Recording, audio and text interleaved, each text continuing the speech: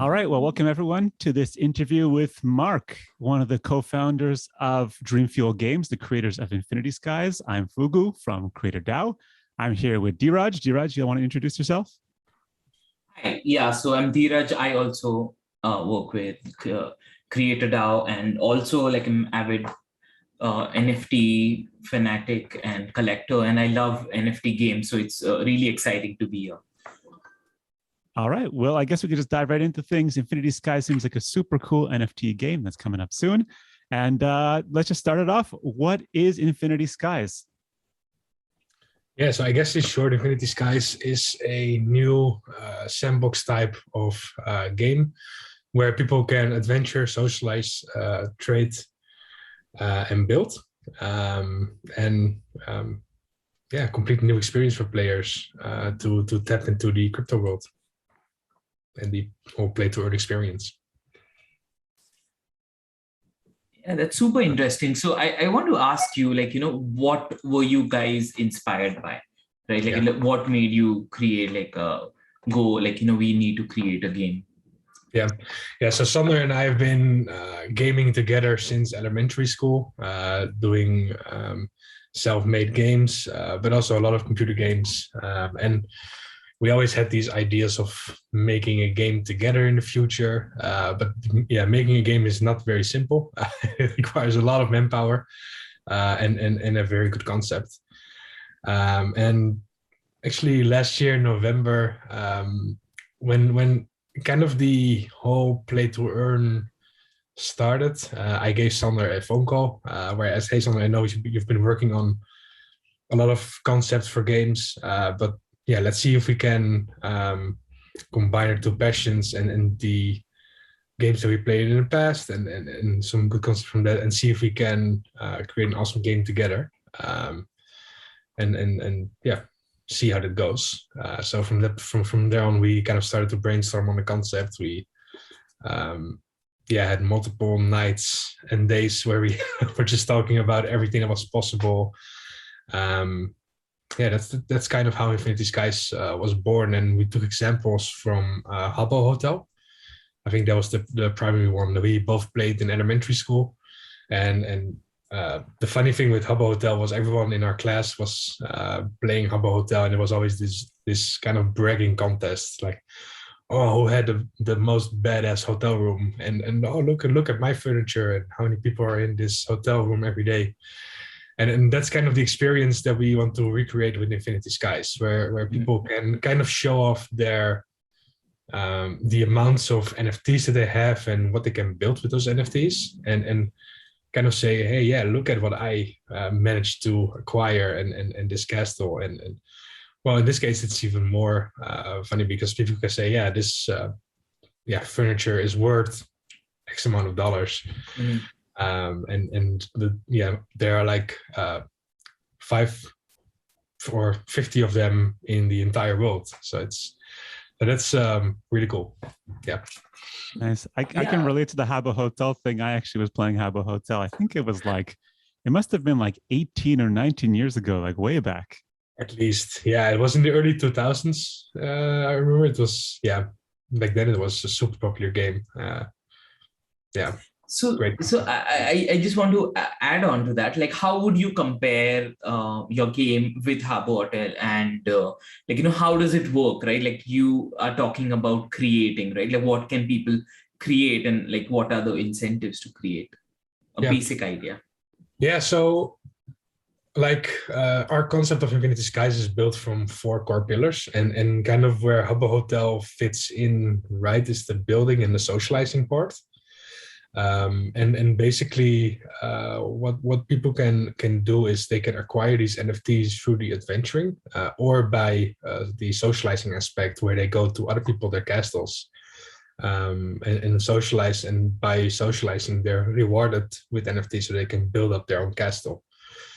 So that's kind of what people incentivize us, and what people can build is almost everything, from making a castle, decorating it, but also plant trees in the garden, have statues there, paths, and Before we go too deep, before we go too deep into the 4 different pillars, can you just tell us what's the target audience of this game? Yeah, so the target audience is pretty wide. Yeah, it's pretty hard to speculate because we serve so many different groups. But I would say also because it's crypto, probably 18 plus for the legal requirements, up to 36, I think, before 40. I think that's going to be the main target audience. But of course, this main target audience probably won't be.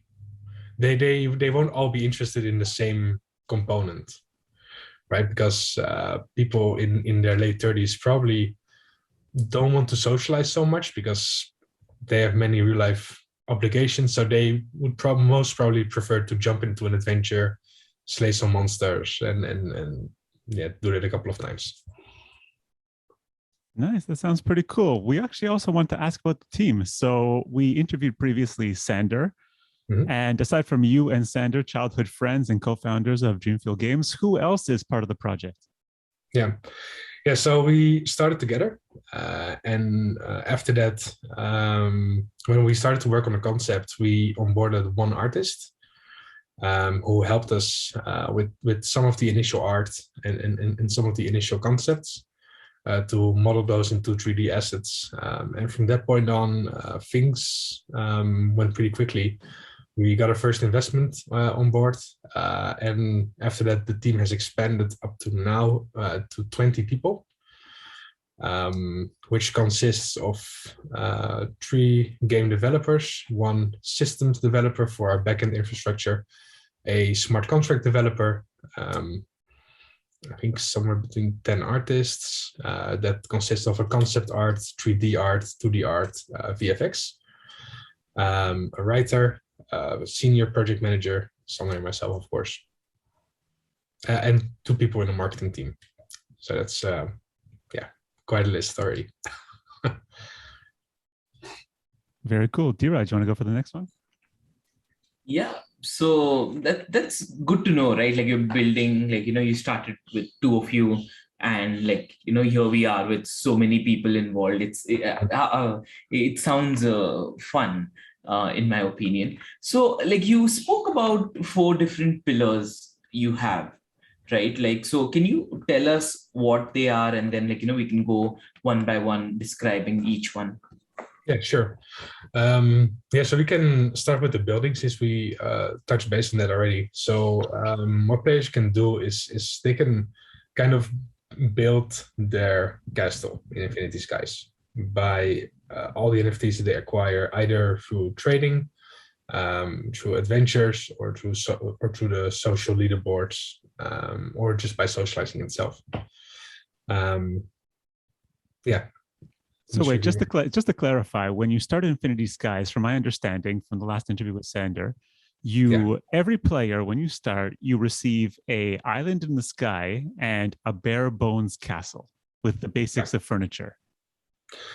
Well, in most cases, they probably get a starter pack with a couple of walls, floors. I think like the very basics. But after that, it quickly, they quickly need to jump into adventures or acquire NFTs in some way. But definitely the game is going to be completely free to play. So you were saying you're building castles, right? But when you start off, do you already have a castle, or you start with some sort of shack and you build up to a castle? Yeah, you probably start with a very simple house first that you have to build yourself, of course.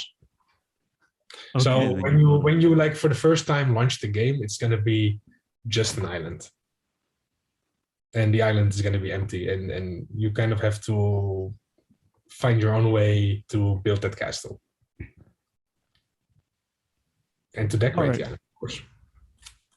Very cool, very cool. So do I need to buy something to start playing the game, or can I just join the game? Yeah, exactly. So there are multiple things that players can do in order to buy their way into the game. That's by buying land coordinates. so they can get closer to the center of the map. But if they don't choose to spend any money at all, they will be placed in the deep sky part of the map. That's unlimited of space. And they can just start their adventure and also earn their way into the inner circle for free by just acquiring NFTs and flipping those. So yeah, everyone can start Infinity Skies without having any crypto. Can you tell us about the building competition? Yeah, sure. Yeah, so the building competition, each month we're hosting a competition basically for the top players that gets the most votes. And the top players that gets the most votes are rewarded either NFTs or the biggest reward, which is the kingship. And the kingship is only for the top 3 players. That's probably the biggest reward that we have, where if players are, the players that become king basically are sharing in a 1% royalty fee from our marketplace. So imagine if our marketplace has $100 million of trading volume in a month, the kings will receive 1 million in total. Well, once you say the words NFT, we know you got Dheeraj excited, and I think he wants to ask a little bit about those NFTs, in particular the royal ones. They do sound very, very interesting.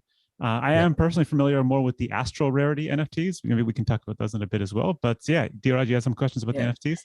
Yeah, so before we get into the NFTs, right, like you spoke about monthly competitions and you get kingships. But what I read in your white paper is, which I found really interesting, is these monthly competitions, whatever rewards you get will also be like special NFTs, right? Like which are just valid for that month. So what is your rationale behind it? How did you guys come up with the idea? Yeah, so that's a good question. We basically wanted to, we did want to have players, we did want to give players an opportunity to share in the revenue from the marketplace. But we were thinking about what's the best way to do that. And we figured, it's probably a competition, right? To do it most fair. But then we figured, we're probably going to have more than 3 players in the entire game. So what about many other players that competed in those social leaderboards that still got a lot of votes, but are not in the top 3. So we figured, the best way to do that is kind of to add uniquely created NFTs special for that month into the competition. So if I remember the numbers correctly for the distribution, the top 100 is getting an Astral NFT. The top 500 a divine, top 1500 a legendary, and after that to some number it goes for the epic rewards. And these numbers for players is also, we're probably going to be a bit flexible with it as well in the future, because if we start out with an X amount of players and a year later we have multiple millions of players, these ratios are probably not making sense anymore. That makes sense. So heading into the types of NFTs you have, can you just help us break down what are the different rarities which you have? So off the top of my head, the most special ones is the royal NFT. After that we have Astral. After that we have divine, legendary, rare, epic, uncommon, common. And to break those down a bit, the royal NFT, that's the most rare NFT. That one is only for the kings. So each month we'll craft 3 unique hand-drawn crowns that are made into 3D assets that are distributed to the kings. And we probably want to get the king's input on those crowns as well. So they can probably have kind of a say into what kind of crown they would like. The Astrals are also not an NFT that can be that's going to be dropped in the game, but that's mostly for promotional and competition purposes, the Astral. And the Divine is the first NFT at the highest rarity that's droppable in game. And yeah, after that it goes down. That's super cool. That's super cool. So you have multiple rarities to choose from, and I also read that, like, you have some NFTs which are tradable and others which are non-tradable. So what was the rationale behind it? So yeah, so basically, right, like, when you start with a game, you correct me if I'm wrong, right? Like, you get certain amount of things, maybe you can call it a starter pack, and which is not tradable. Correct me if I'm wrong, right? Yeah. So what's the rationale behind it? Well, yeah, we did want to kind of make sure the players had something to begin with, but we didn't want to allow for players to create unlimited amounts of wallets and basically flip the free starter pack on the market. Because some of the items in that starter pack are also droppable in game, where players actually have to work for it or do something to acquire these items. So we kind of wanted to make sure that these NFTs would still hold some value, and it would also probably be problematic for the crafting if people were to do that and just create like 1,000 wallets with 1,000 new starter packs, put us in a crafting pool and basically flood the market with legendaries. That makes sense. That's a good idea in a way. So you also have paint jobs, or, like, as you say, skins. How do those work, right? Like, will they enhance a player experience, or they're just aesthetics? Yeah, no, it's just aesthetics. So we wanted to completely get rid of the pay to win concept in Infinity Skies. So for the adventures, for example, the amounts of NFTs or the amounts of money that you have doesn't matter for how well you will do in the adventures. But of course, it's also one of these bragging right things. Being a player with a lot of cosmetics, joining a lobby, people might look at that guy, he's got so many cool NFTs on his. Yeah, that armor super rare. I've never seen it before. But yeah. Nice. So Mark, cool. I got a question quickly about the Astral Rarity NFTs. So I'll bring it up on the screen. One of them, let's say you have this guy over here. I believe his name is Senon. Is that correct? Mm-hmm. Oh no, this is Gwyneth. Yeah, Gwyneth. Yeah. You can see I've been doing my homework. Oh, nice. You had me thinking for a second as well. No, Senon is the angel. Sorry, this is Senon. So let's say you get either a Senon or Gwyneth NFT, and it's like this kind of statue character. What's the in-game utility? Like, is this going to be a statue that I put inside my house, or what do I do with it? Yeah, that's basically it. And for the initial Astral NFTs that come available, so Gwyneth and Senon and one of the other 10 others, these Astrals will also have staking capabilities. What do you mean by staking? Staking as in you will put in this NFT and you'll get some sort of reward in the form of your coin or something? Yeah, exactly. That's basically for the bridging period for when our game is not yet live. We will still have our token live in that case. And in that case, the burn mechanism and the play to earn stash will also still take taxes. So that's how we kind of reward the early contributors to Infinity Skies that bought these NFTs by rewarding them with Skyblocks. Interesting. I'm interested in hearing about that more in depth when we talk about the token. I just want to say, I don't know if this Senon statue is going to fit the decor of my house, though. Sorry, the Gwyneth statue. It's kind of scary. Well, perhaps you can have like two castles, and one is the evil castle, one is the good castle. That's true. Or I'll get the Malsar Skyblade. I think that'll look nice in my living room. Yeah, that's my personal favorite.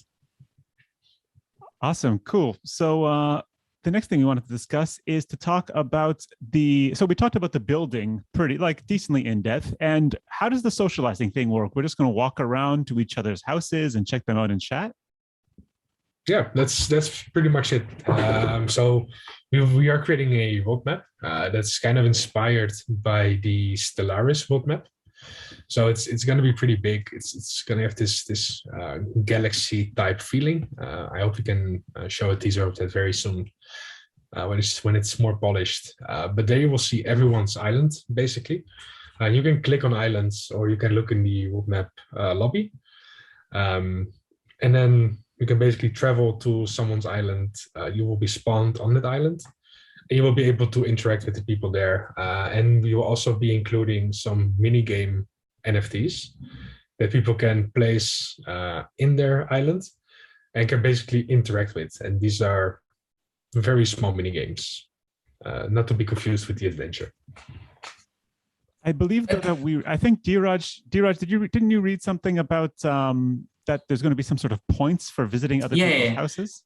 So prestige points, right? Like, so can you tell us a bit about that? What are these prestige points? How can one earn them? Yeah, definitely. So if you visit someone's castle and you had a good time there and you liked it, you can leave a vote. And that vote is basically the prestige point. And the one in the castle with the most votes will become eligible for the leaderboard rewards at the end of the month. So basically, if you have the most amount of prestige point, you can get kingship, right? Yeah. Is that what you're implying? That's super cool. So, like, you have to make your castles beautiful, people. Exactly. You need to make your castles attractive, and you need to make sure that people actually like it and promote it to their friends even. Like, hey, check out that castle because it's fun there and people do a lot of cool stuff there. That's cool. So I want to ask you, like, as you were speaking about the adventure, I want to ask you, right, like, you said you want to make the game as fair as possible, right? Like, so when people are playing adventure, would they get any kind of advantage? Like, if you have a bigger plot or like, more NFTs, or how does that work? Yeah, now the adventure is totally separated, and it's the same experience for everyone. The adventure is based on the roguelike genre, and the roguelike genre kind of works in a way that where the difficulty is very high, and chances are high that you actually fail your adventure, but the rewards are high as well. So yeah, it's the same for everyone. And if you die in adventure, you start all over with nothing, and you have to do it again. Can you give us an idea of like a typical quest? What would we be doing? Is it kind of like a Diablo thing? Yeah. Diablo is a very good example. Also Hades. I'm not sure if you know that game. I think Hades comes a bit closer to the type of adventure that we're making. And it's like playing Diablo on hardcore mode. Can you guys see the screen that I'm sharing right now? Yeah. So I have on the screen the adventure rewards. When you do these quests, you get rewards. Can you speak on these? Yeah, sure. Yeah, so by completing one adventure, you'll get a silver chest. And by, I think, completing 2 adventures, you'll get a gold chest. It's very cool. And what is inside the chest? Yeah, so the loot tables are kind of different per chest. And in the silver chest, the maximum rarity, if I recall correctly, is legendary or also divine, but like the percentages are kind of different. So, for example, I think the best example is the difference between a bronze chest and a silver chest. So in a bronze chest, the highest rarity that can be dropped is an epic, and in the silver chest, it's either legendary or divine. And those percentages also differ. So yeah, the higher the chest, the higher the chance on a better rarity in that case. Okay, can you buy these chests? The only way to get chests outside of the game is through liquidity farming. Interesting. Skybox token. Yeah. That's super interesting. Yeah, I mean, you're talking about liquidity farming. So let's get into a little bit about your token, right? What is the token called? What does it do? Like, why is it important for your game? Oh, wait, guys, first thing we got to say, when token? Event token. Yeah, good question. Hold on, I gotta see if I can find the TM emoji. Here we go. TM. Yeah, event token. So good question. We had to remake our roadmap a couple of times already because the scope of Infinity Skies, what we're building, has increased so rapidly over the last couple of months when we started. So when we started, Infinity Skies was pretty small, and the scope was also limited because we had never expected to be able to grow this fast. Also in team size. So we added a lot of features that we didn't plan to add. So, and also some, we also had to account for auditing.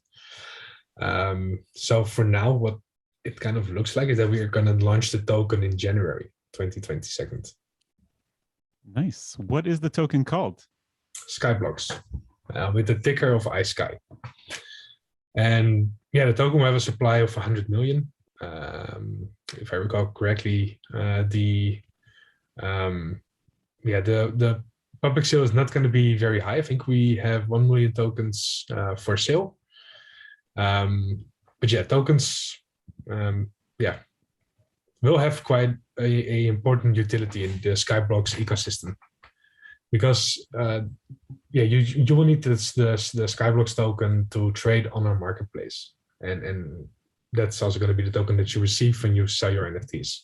So it's the main driving currency for that, but also for the liquidity farming. If people choose to invest in Skyblocks and want to put them to good use and get these NFTs, they can choose to add them in the liquidity pool and start farming, basically. Very cool. Can you just talk about for a second what blockchain you're planning to launch on? So like what trading pair the ISKY token will be tradable with? Mm-hmm. Yeah, so for now we're set on the Binance Smart Chain. And in terms of token pair, that's probably going to be USDT or Binance USD. Nice, very cool. I'm looking forward to trying to acquire some of this ISKY token. Sounds very cool. Dheeraj, do you have any more questions about the token? Yeah, I mean, so it's an integral part of your ecosystem, right? And like, do you have any kind of drops for like the token holders? Like, if you stake it, like, are there any staking mechanisms for this token? Are there like any marketplace fees going to be given out to the token holders, or how does it work? Yeah, so the Skyblocks token has a 5% burn on every transaction. So that means every time that you sell your Skyblocks or trade it outside of our ecosystem, a 5% burn is being applied. And that burn is mostly recycled through players that either hold our token, participate in the game. So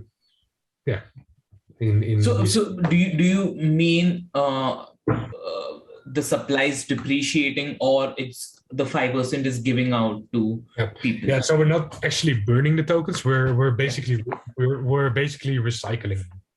Correct. Yeah, it's So if it's going back to the community. Exactly. So 3% is going to the play to earn stash. 1.5% is recycled to the claim pool.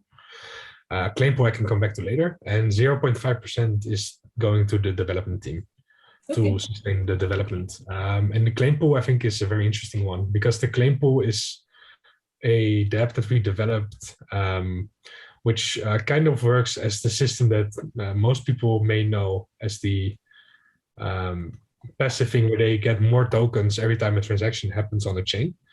But we kind of wanted to add some interaction to that, where we said, okay, every player or every wallet holder is eligible for this claim pool burn fee, but they have to claim it on the website to kind of make sure that they can constantly interact with it.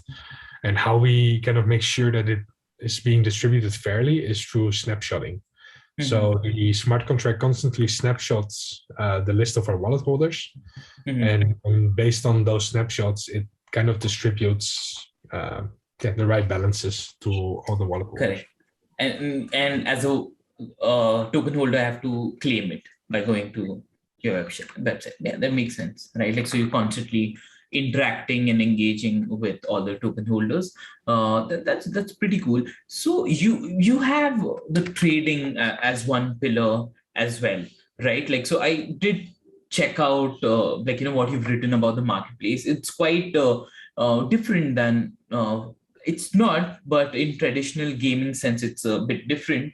That one is you will have auctions, right? Like, people can auction off their NFTs, and the second is you can place.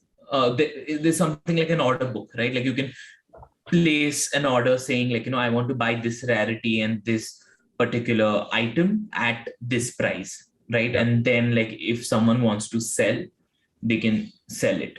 Yeah. Right? Did I get this right? So the sort of so the marketplace, the concept is heavily gamified, and what we did when we started to design the marketplace was look at some of the most successful MMOs to see how they created their marketplace and what made them so successful. Because in many MMO games, and people that played World of Warcraft or RuneScape would probably relate to this, where at some point the game wasn't that important anymore, but it was mostly about playing the auction house or the grand exchange to make more money by flipping your items for better prices and things like that. And that's kind of what we want to achieve with our marketplace as well, where people can find real pleasure in just playing the marketplace and yeah, kind of get the best deals. Correct. So that becomes a game in itself, right? Like buying and selling. Yeah. That's quite interesting. Yeah, and kind of how it works is that people won't be able to see the exact prices of an NFT, but they will see some kind of average price, and they have the freedom to determine the price that they want to sell their NFT for. And they always get, if they want to set it instantly, they get the highest buy price in that case. But if they choose to wait a bit longer, they can set a higher sell price, of course, or their side sell price and see if it sells. Fugu, do you want to continue? About the marketplace, I just wanted to ask, the main currency of the marketplace is going to be the ISKY token, so all transactions are going to happen with that? Yeah, exactly.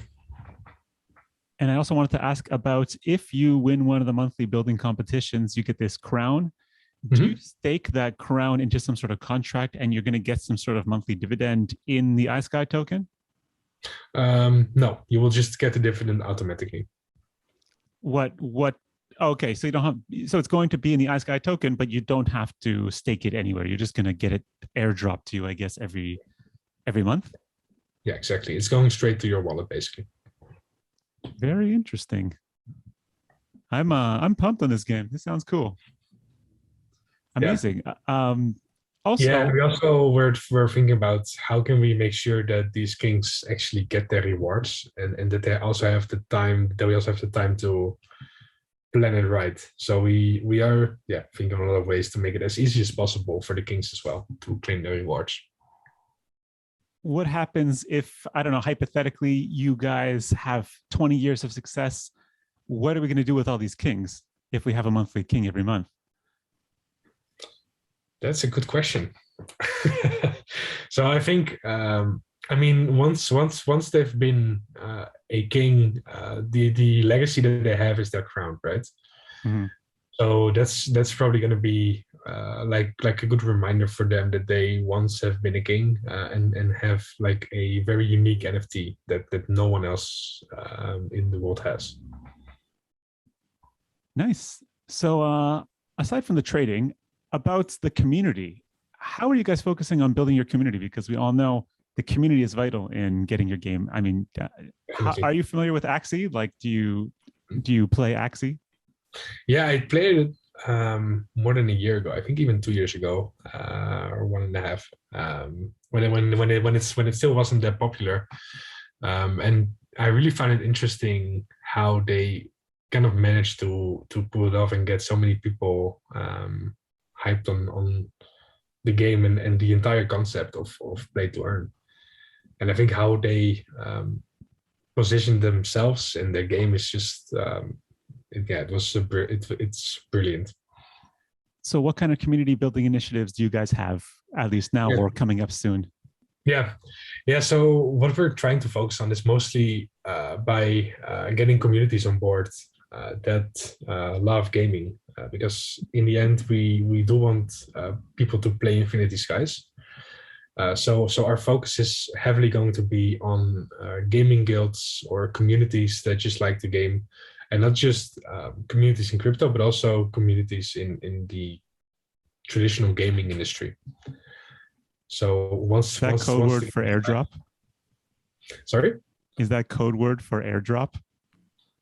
Yeah, well, that's we will have multiple campaigns in the coming weeks, actually, that might incentivize that. All right, Alpha League.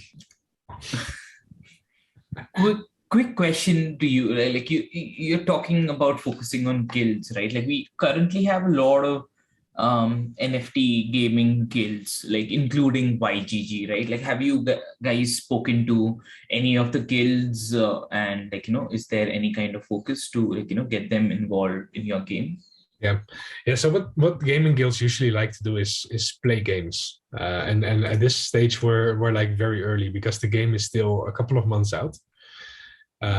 So yeah, these most gaming guilds they have like a lot of games approaching them already that are way closer to launch. But it's definitely in the works that we stay in touch with all these gaming guilds and communities, so that when the game is closer to launch, they have the possibility to know about us, and if they like the concept, hop in. Sounds good. Fugu? I wanted to ask about composability. So in regards to these NFTs, are there any plans to either have NFTs from your game used outside of the game? Have you guys considered that? Yeah, so the whole metaverse concept is very interesting, and I think that like it's quite difficult to work within the entire metaverse, and like, okay, these NFT assets are usable everywhere because every game kind of uses a different type of rendering or graphics setup. So our NFT art might not be compatible with someone else's game. For example, if you look at Sandbox, if you put our art in the Sandbox, their universe, it's not going to be very beautiful. But we are considering to create these types of NFTs that are like paintings where you can kind of display your artwork. So if you have like a bored ape or lazy lion and you want to display it in your castle, you probably could with one of these paintings. That sounds really cool. So we can make these really elaborate art galleries in our castle in the sky. Yeah, with a combination of these Astral Rarity statues. I could imagine a pretty cool setup in there. Yeah, that's something that I think definitely within the NFT space is pretty important, because that's also one of the things that motivated in Infinity Skies, by being able to show off what you have, right? And you shouldn't be limited to only show off what you have based on the NFTs only from Infinity Skies. The technical difficulty lies within the art integration in the game. More on a personal level, are you an NFT holder? And if so, what NFTs are you going to display in your castle? Oh, what kind of NFTs would I display? Well, I do have some Sandbox NFTs, but those are pretty big to display in the in the castle. I also have a lazy lion and some other generative art. So I will probably be displaying that. What about you, Dheeraj? What NFTs are going to be in your castle in the sky? I have like hundreds to choose from, so let's see. Definitely a cool cat. I know you. Yeah. I mean, those. I mean, I like the cool cats and my moon cats and all of them. They will be there surely, right? Like, and the cool club one will be the biggest one, right? Like, so. Yeah, cool. Just plugging in Anyway, so yeah, Fu, do you want to take the next question? Sure. I wanted to ask, let's say me and Dheeraj are, or just anyone in the community is looking to get, I know the project is quite early and you said there's no gameplay ready yet, but let's say we want to get involved right now. We say, this sounds like an awesome game. I want to be early. What do we do? Good question. Yeah, my recommendation definitely would be to keep an eye out at our social handles, because we will have some very cool events before January, even before all the sales, for early community members to at least get some pieces of Infinity Skies for free. So we're going to find this alpha in the Discord? Definitely, yeah. The info you can definitely find in the Discord in a couple of weeks, I think. Nice. Sounds like a place that I want to be. Yeah, definitely. Also, what about you? What are you most excited about for Infinity Skies? What gets you going in the morning to envision the future? Yeah, I think the future itself, because I think the future for gaming is pretty exciting. If you look at like the whole revolution with play to earn, because I was thinking about 10 years ago or 15 years ago when I was still at school doing my paper round for like 60 euros a month. And the amount of games that I played and the hours that I poured in there, if there only was a play to earn game back then, yeah, that would have been able to make me probably a lot of money playing games. So yeah, I think that's a pretty exciting future, and also for Infinity Skies, because the whole crypto gaming scene is really picking up, but what's most importantly is the quality of games, I think, and the really good game design that's behind that, and seeing how much time and effort we put into that is what really makes me keep going. Well, we don't want to make you commit to a day, but roughly when do you think this game will be released? So, good question. So, definitely an offline demo and a testnet demo will be released in Q1 2022. And I hope that the early access version of the game is either going to be in the late Q1 of 2022 or the very early Q2. Who do you think like current games or people who are building will be like a good competition to your game? Yeah, good question. I think there are multiple. Yeah, I don't really think it's a competition at all, because people will eventually play the games that they like and also want some diversification in there. And I think since we kind of have these 4 core pillars that are so wildly different, yeah, you can fit us into every category. Yeah. Yeah, but I think what Sandbox is making, if they launch, is pretty cool. Axie Infinity is also very promising with their upcoming lands and their whole PvP system, also very cool. So yeah, there are quite a lot. Nice. I was going to ask if you could leak some alpha for the fans out there, but it seems like you've dripped a little bit of alpha throughout this conversation. So I won't ask any more about that. Just one last question, something more lighthearted. Is there any Dutch influence in this game? Am I going to find secret influences in there?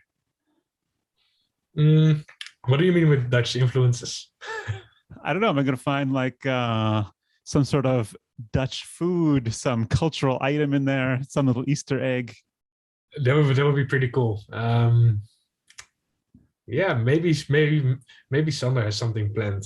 Sander's usually the type for the Easter eggs and the yeah.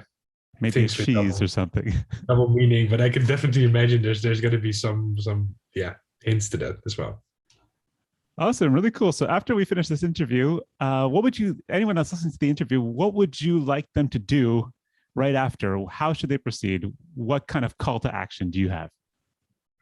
Yeah, I think what's most important for us, what supports us the most as well, is to interact with our community and spread the word and ask questions to us, yeah, what we're building, and just keep an eye out at our social handles for the updates, because we have quite regular updates of everything that we're building.